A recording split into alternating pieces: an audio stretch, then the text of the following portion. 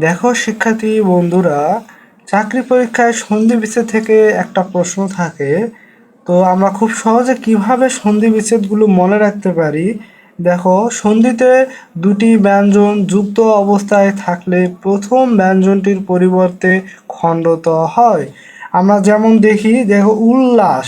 উল্লাস শব্দটাকে যদি আমরা বিশ্লেষণ করি, দেখো লয়ে ল একটি যুক্ত বর্ণ, এখানে একটি প্রথম ব্যঞ্জনটির পরিবর্তে আমরা যদি একটা খণ্ডতা আনি তাহলে আমরা কি পাই?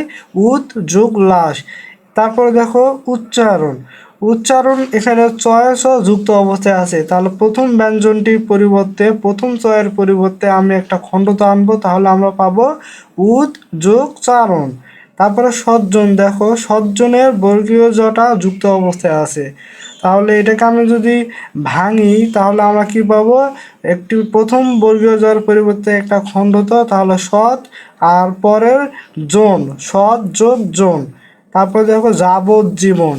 যাবজ্জীবন সন্ধি বিচ্ছেদটাকে যদি আমরা ভাঙি তাহলে আমরা প্রথম এখানে দেখব যে বর্গীয় জটা যুক্ত অবস্থায় আছে, তাহলে প্রথম বর্গীয় জর পরিবর্তে আমি একটা খণ্ডত নিব, তাহলে যাবত আর বাকিটা থাকলো বর্গীয় জ জীবন। এই জীবন, যাবত যোগ জীবন।